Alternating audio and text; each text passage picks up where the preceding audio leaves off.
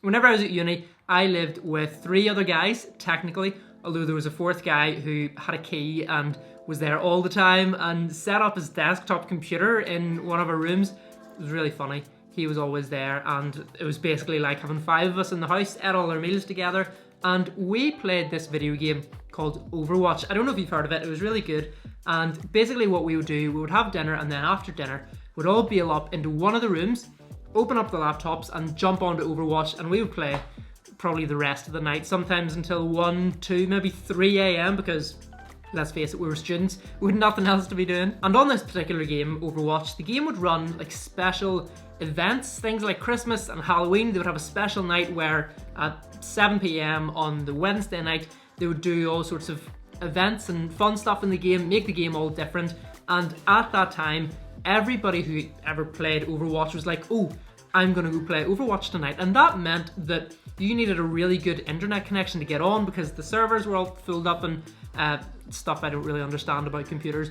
But you needed a good internet connection, because there would be times where you would be trying to get on for the game on one of these special nights, and you would be waiting for maybe 30, 40, sometimes like an hour. You're waiting for an hour to get into the game, and you finally get into the game, and you're looking around the room, and some of your mates are in, some of them aren't, but you decide to jump in for a game anyway, and suddenly the internet cuts out. We were with Virgin Media, and it would cut out, and you'd be like, no, because that was like literally like an hour of your time sitting waiting to get into this game, and then the internet just lets you down. It was so annoying. But imagine we had this issue with Virgin Wi-Fi, and the next day Richard Branson himself came to fix our Wi-Fi. You're probably thinking, who's Richard Branson? He's the guy who sets up Virgin. And you would think probably 2 things. You would think, oh my days, we must be very, very important customers for the boss of this place to come down and fix the thing. And you would also be thinking, flip, this guy is really down to earth. He's not too full of himself to just come fix some student's Wi-Fi. I suppose you could insert any example there, like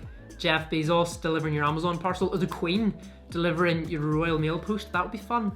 The Queen being your post lady. It would show an incredible level of humility, I think, for those people to steep down so low to just do something really menial, really basic, that is so far below them. Perhaps, though, one of the greatest examples of humility of all time. It's one that we hear about and read about all the time, so it's kind of lost on us. We're like, oh yeah, okay, whatever. And we don't grasp just how crazy and significant it is. And of course, I am talking about Jesus, because that's what I do here. We're in Philippians 2 here, looking at verses 1 to 11, doing a kind of overview before I'm going to dive a little bit deeper into it throughout the week.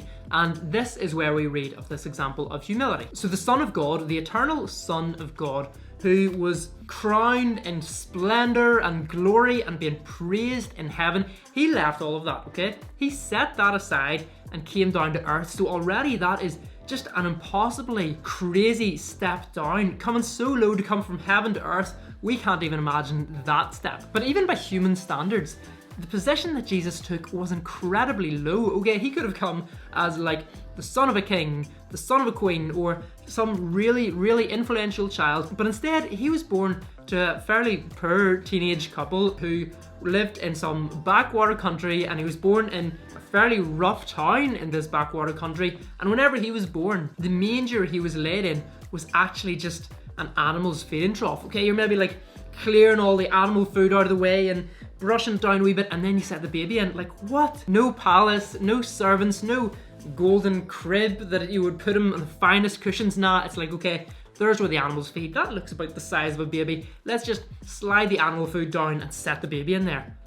Wow. Now, if the God of the universe humbled himself that much, stooped so impossibly low that we can't even begin to get our brains around it, how much more are we called to be humble whenever we're called to be like Jesus? Because as important as you are to God, as much as he loves you and thinks you incredibly valuable, you are still just a human. The Bible says that humans are like mist, that they appear for a little while and then they blow away. And so Jesus has stepped down. His descent from heaven is just so much bigger than any step down, any humble position that we could ever take. Now, Paul starts this line of thought telling us that we should be humble, that it is a very important thing for us to do, but then he moves on to telling us why we should be humble. And the basic thought is that all of the gifts that God has given to you and given to me as a Christian, we are supposed to share with other people. So for example, God has shown me love, and so I am supposed to show other people love. God has shown me grace and forgiveness. I am to show other people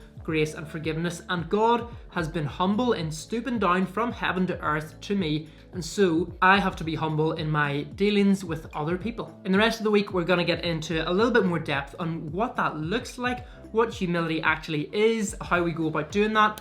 That's all coming up this week, so please do stay tuned for that. Make sure you're subscribed with the notifications on, all of that stuff, so that you see whenever I put these videos up. It's going to be good. It's going to be a good week. I'm looking forward to this, but thank you for being here. I will see you tomorrow. Yeah, I don't know why I had to think about that. I'll see you tomorrow. God bless.